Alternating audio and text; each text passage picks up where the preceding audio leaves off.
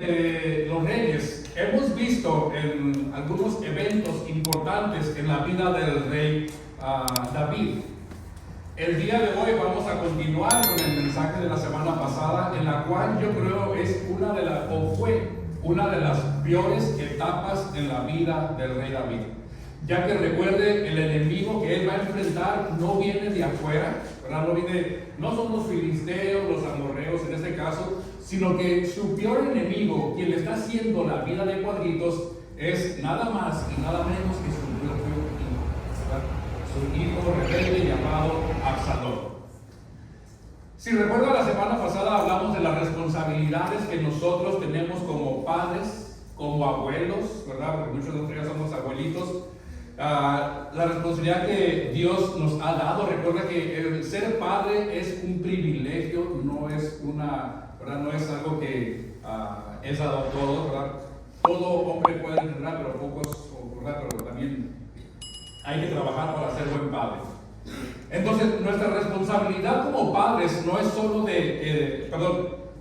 no es solo de educar a nuestros hijos, sino también, o de mandarlos a la escuela, ¿verdad? Que hay que los maestros se encarguen de ellos, sino que nuestra responsabilidad como papás es el de guiarlos y corregirlos a ellos cuando cometan algún error. Saber cómo hablarles, cómo instruirlos, cómo guiarlos por el buen camino. Lamentablemente, el rey David no lo hizo. Y eso fue lo que ocasionó problemas en su vida con uno de sus hijos. Vimos la semana pasada que el rey David era de esos papás que se enojan por todo, ¿verdad? Que no sé si hay papás aquí que ocurre algo y pegan el grito, empiezan a aventar, empiezan a gritar y rompen cuanto está enfrente de ustedes y creen que esto va a solucionar el problema. ¿Verdad? Y que le digo que solo empeoran la situación cuando actúan así. Deben de ser, ¿verdad? Estar con paciencia, tener sabiduría, las palabras que va a usar para poder hablarle a su hijo. Entonces el rey David no hizo nada de eso. Él solo se enojaba, y el comportamiento de papá fomentó la rebeldía de su hijo Absalón. O sea que básicamente el rey David patrocinó la rebeldía de su hijo, sin querer, ¿verdad? Porque nadie quiere tener un hijo rebelde. Muchas veces uno como padre actúa por amor, pero vimos que también muchas veces el querer ayudar o sobreproteger a nuestros hijos solamente los estamos lastimando y haciendo que sean dependientes de uno, y no que sean ellos que aprendan pues a vivir su vida, porque uno no es eterno. Solo a manera de repaso, ¿verdad? Recuerden que Absalón había regresado a Jerusalén.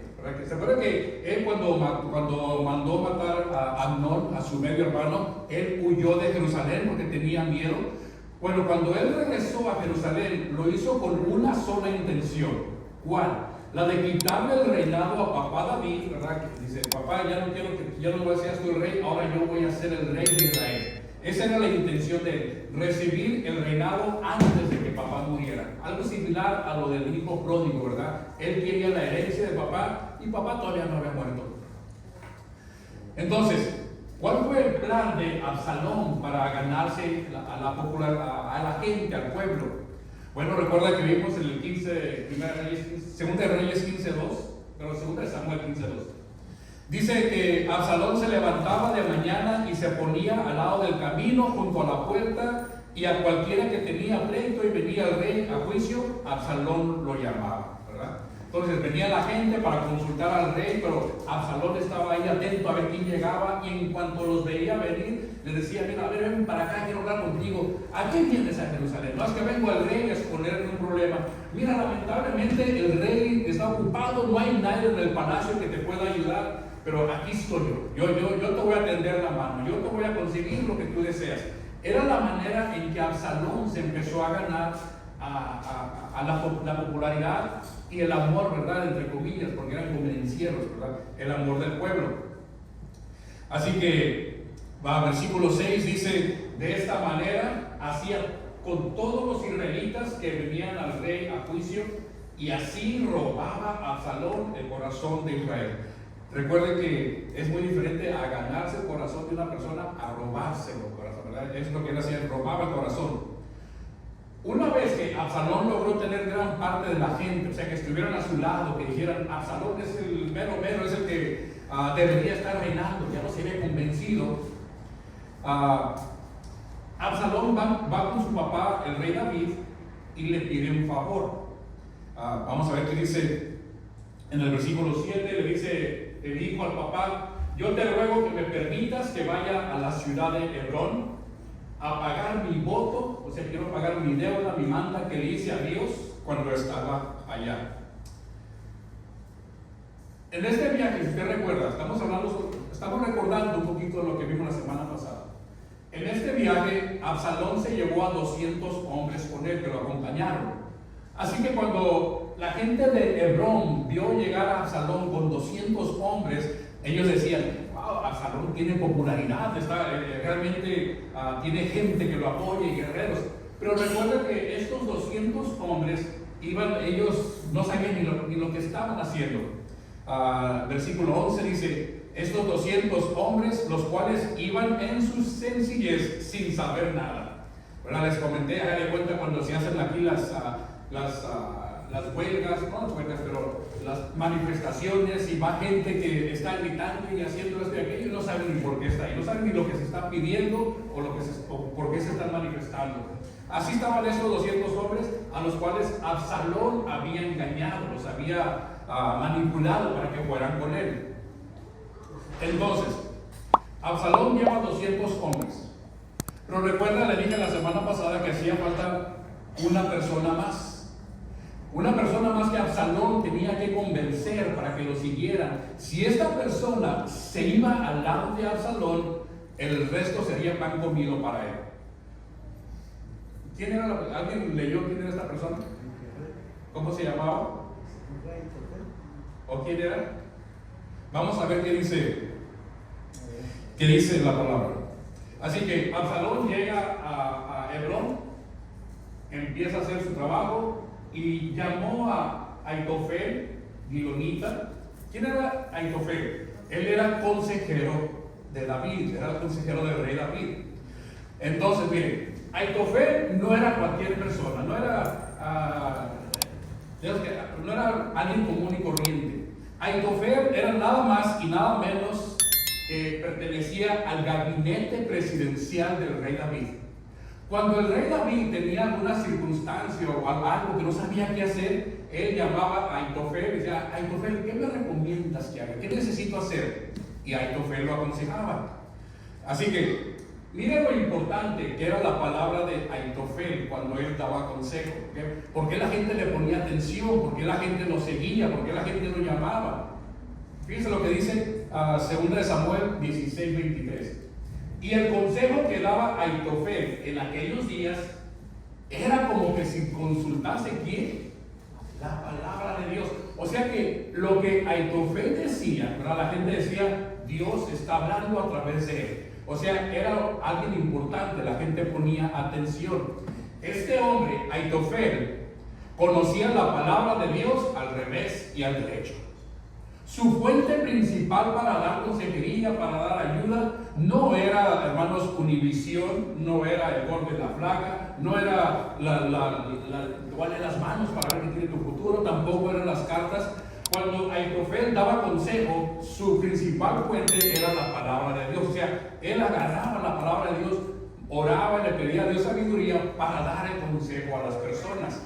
Ahora miren, yo le recomiendo y le aconsejo a usted que cuando necesite ayuda, cuando se encuentre en alguna situación difícil, usted busque ayuda, algún consejo, trate de que la persona a la cual usted va a acudir sea una persona que conoce de la palabra de Dios, alguien que va a usar la Biblia para aconsejarle. Mira, te voy a dar un ejemplo de lo que dice la palabra de Dios y es algo similar a lo que te está pasando, y fíjate cómo Dios obró y actuó y liberó y hizo esto y aquello, ¿verdad? Pero, o sea que involucra a la persona con la palabra de Dios. Pero algo muy importante que debe de tomar en cuenta, por favor, le pido, no solamente vaya con una persona que conoce de la palabra de Dios, asegúrese que esa persona viva su vida de acuerdo a la palabra de Dios.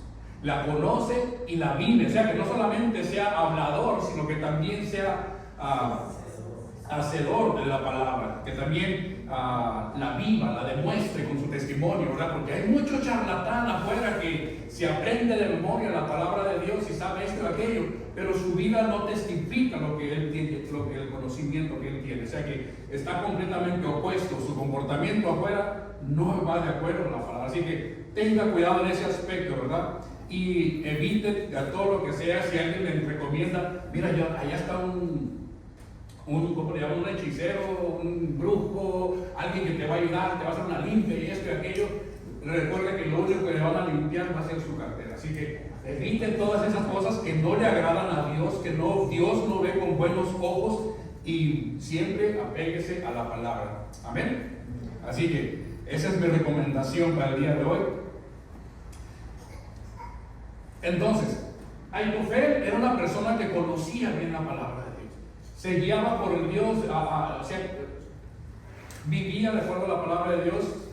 Pero la pregunta es, ¿por qué un hombre con madurez espiritual, por qué decidió alejarse del rey David y seguir a Absalón? O sea, ¿qué lo hizo? Si es una persona centrada, es una persona que debería tener sabiduría, ¿por qué lo hizo? Bueno, le voy a explicar. Ahitofel tenía un hijo que se llamaba Eliam. Recuerda cuando el rey David estaba en la terraza y salió y empezó a ver y vio a una bella mujer que se estaba bañando y le llamó la atención, y él preguntó: oigan, ¿y esa mujer quién es? La que vive ahí en el apartamento ese, en el vecindario de enfrente, ¿quién es? ¿Recuerda lo que le dijeron? Fíjese, según de Samuel 11:3 le dicen: es Betsabé. ¿Hija de quién? Hija de Eliam. Entonces, quiere decir que Ahitofel no solamente era consejero de David, sino también era el abuelito de Betsabé. ¿Ok? Era el abuelo de Betsabé, este hombre. Y él sabía que por la culpa del rey David, su nieta Betsabé había perdido su esposo, había perdido su matrimonio, básicamente todo lo que ella tenía lo perdió por culpa del rey David. Inclusive Ahitofel sabía que David había mandado asesinar al esposo, a Urías. Quizás por esto él dice: ya conozco a David, mejor ahora me voy con Absalón. O sea, le guardaba cierto rencor, ¿verdad? ¿Quién quiere como abuelo ver sufrir a un nieto, a una nieta? Yo creo que nadie. Y si alguien lo hace, pues tengan cuidado, porque recuerden, se meten con mi hijo, se meten con mi nieto, se meten conmigo, dice, mucha gente dice. Entonces, Ahitofel era el abuelo de Betsabé. Cuando David se enteró de que Ahitofel estaba ayudando a Absalón, a David le dio miedo, realmente se puso nervioso, se asustó. Porque él decía: si cuando Ahitofel habla, es como que si Dios hablara. Quiere decir que Absalón va a saber cómo destruirme, o sea, cómo va a acabar conmigo. ¿Y qué fue lo que David oró a Dios? ¿Y qué fue lo que le pidió? Vamos a ver, 15:31. Su oración fue: Señor, entorpece ahora Jehová, el consejo de Ahitofel. O sea, que cuando Absalón le pida consejo de cómo destruirme, cómo pelear, esto, aquello, entorpece el consejo, que no dé un buen consejo a Ahitofel. Es la oración que tenía David en ese instante. Entonces, David perdió el apoyo de Ahitofel, su consejero número uno, su mejor persona del gabinete. Cuando el pueblo se enteró de que Ahitofel estaba ayudando a Absalón, ¿qué fue lo que hizo? Si él es el representante de Dios aquí, pues quiere decir que él tiene razón, vámonos tras el hijo, vamos a abandonar al rey. ¿Y qué pasó? 15:12. ¿Lo que sigue? Y la conspiración se hizo poderosa. Recuerden que dije que le hacía falta a una persona. En cuanto la gente supo que Ahitofel estaba con él, dice, la conspiración de Absalón se hizo poderosa y aumentaba el pueblo que seguía a Absalón. Y no solamente aumentaba el pueblo, sino que también, versículo 13 dice, el corazón de todo Israel se va tras Absalón. El rey David está perdiendo gente, está perdiendo votos, ¿verdad? Todos están votando por los demócratas ahora. Y dice, ¿qué hace Absalón como padre? ¿Qué es lo que tiene que hacer? En vez de enfrentar a su hijo y de hacerle saber quién es la autoridad en casa, o sea, quién lleva los pantalones puestos en Jerusalén, ¿verdad? Porque él es el rey, es el papá, él tiene la autoridad para castigar o guiar a su hijo. ¿Qué es lo que hace el rey David? Fíjese lo que le dijo a su gente, ¿verdad? Ya la poca gente que le seguía, los convocó y les dice, versículo 14, levántense y huyamos, válgame Dios. Vámonos de aquí, porque no podremos escapar delante de Absalón. Desen prisa, o sea, salgan con lo que traen en las manos, desen prisa a partir, no sea que apresurándose él, o sea, que Absalón se apure en llegar, nos alcance y arroje el mal sobre nosotros y hiera la ciudad a filo de espada. Eso fue lo que hizo el rey David. En vez de enfrentar a su hijo David, como le digo, no tuvo los pantalones para enfrentar y detener al hijo y decirle, ¿qué te estás creyendo? Yo soy la autoridad aquí. Mire, papá y mamá también.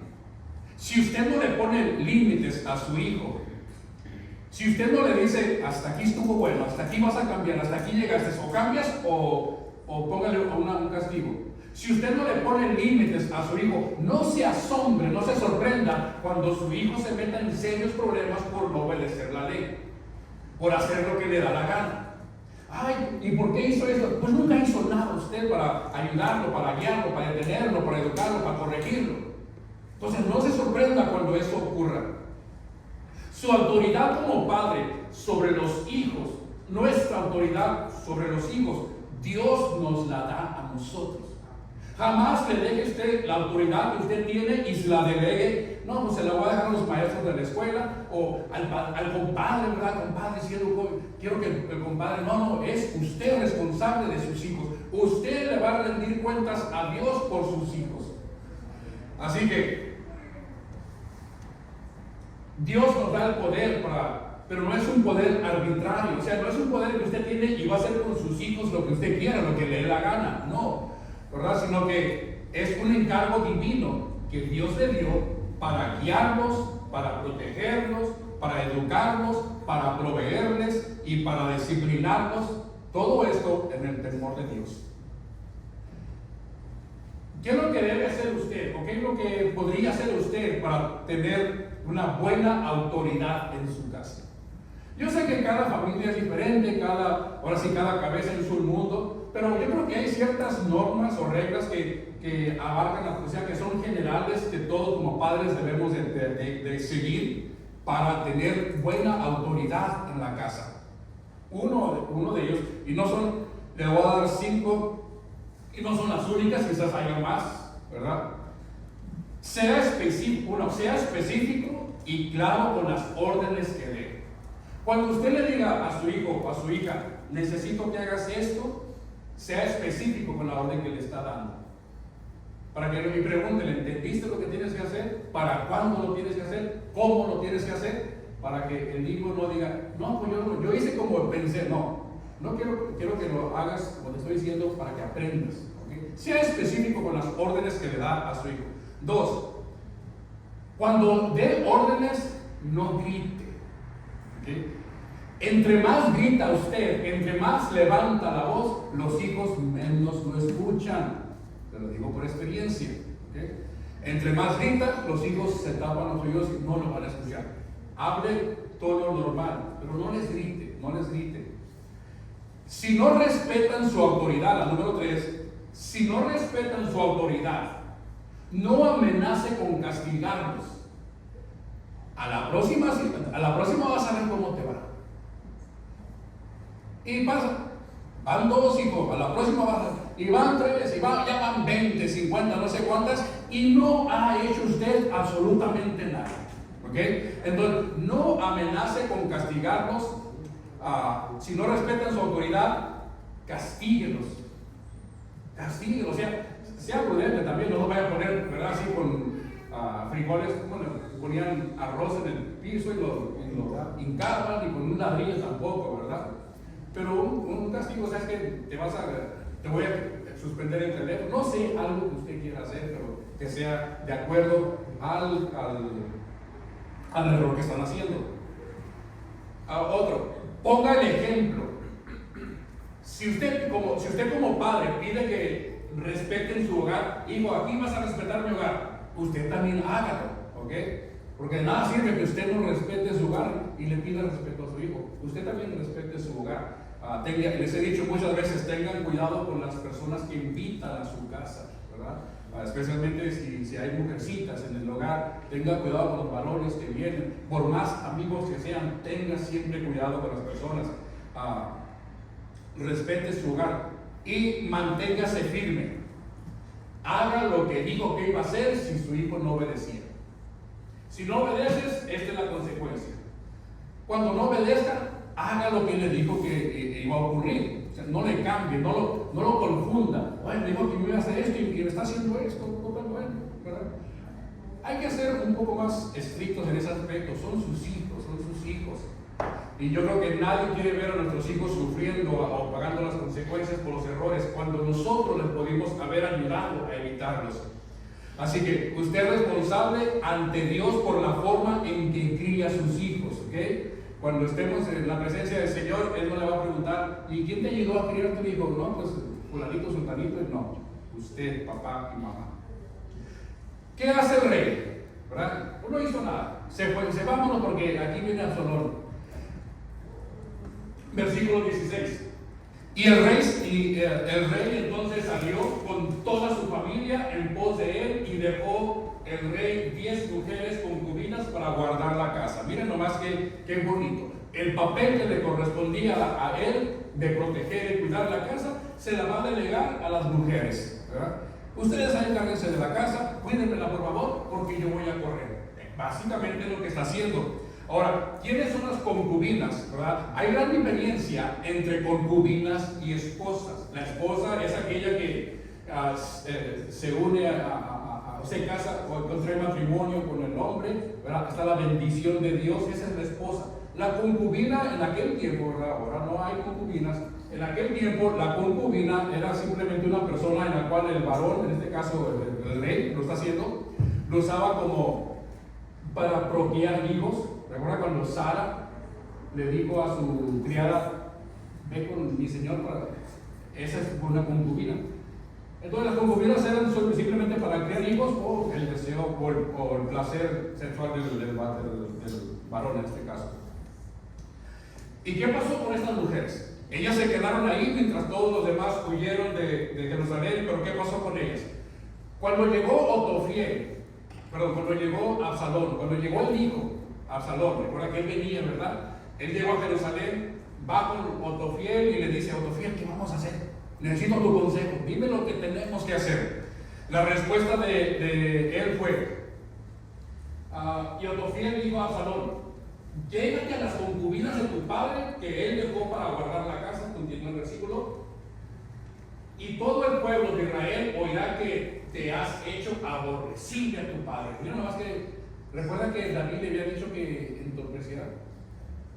Y así te fortalecerán las manos de todos los que están contigo. Básicamente, el consejo fue Absalón, vete con las concubinas, con las mujeres que eran de tu papá. ¿Para qué? Para que sepan el pueblo que vas en serio, que tú no estás jugando. O sea, que tú realmente odias a tu padre. Es lo que está haciendo cuando hizo eso. Ahora miren, este acto, podríamos decir un acto repugnante, aún así está en manos de Dios. Dios fue el que dijo que esto iba a pasar. ¿Recuerda cuando el rey David estuvo con Betsabé? Y llegó el profeta y le dijo, y le empezó a hablar del rico y el pobre que tenía los becerritos y todo eso. Cuando Dios le mandó las consecuencias que iban a pasar, esta era una de ellas. Mire, por ejemplo, esto fue la sentencia que Dios le dio al rey David cuando estuvo con Betsabé allá atrás, y esto fue lo que pasó. Se lo voy a leer, versículo 11, 2 Samuel 12:11. Esto fue lo que Dios dijo: he aquí, yo haré levantar el mal sobre ti de tu misma casa. Y es lo que está ocurriendo. Alguien de su misma casa se levantó contra el rey David. Y esta persona tomará tus mujeres delante de tus ojos. Es lo que está ocurriendo aquí. ¿Okay? Y las daré a tu prójimo, el cual estará con tus mujeres a la vista del sol. Usted lee la historia, si lee la historia se da cuenta de que Absalón mandó construir una casita en medio del pueblo y ahí estuvo con las mujeres. Versículo 12, le dicen a David: porque tú lo hiciste en secreto, mas yo haré esto delante de todo Israel y en pleno sol. Para Dios no hay nada oculto. Dios va a sacar a la luz todo tarde o temprano, tarde o temprano. Así que a veces pensamos, es que Dios no se ha dado cuenta porque Dios me ha ayudado. No, Dios no te va a ayudar a cometer pecado o a andar por el mal camino. Tarde o temprano vas a pagar las consecuencias. Miren, han pasado por lo menos 6 años. O sea, cuando Dios le dijo: David, esto te va a pasar, transcurrieron 6 años o un poco más quizás para que se llevara a cabo el castigo que Dios le había dicho que iba a ocurrir. 6 años. Yo creo que en esos 6 años David ya ni se acordaba de eso. Y lamentablemente muchas personas actúan así, cometen un error, hacen algo indebido, pero como no viene la consecuencia, el castigo, inmediatamente decimos: bueno, pues me está yendo bien, y continúan haciendo el mal, continúan en pecado. Pero la Biblia advierte que el pecado no quedará sin consecuencias. Ningún pecado queda sin consecuencias.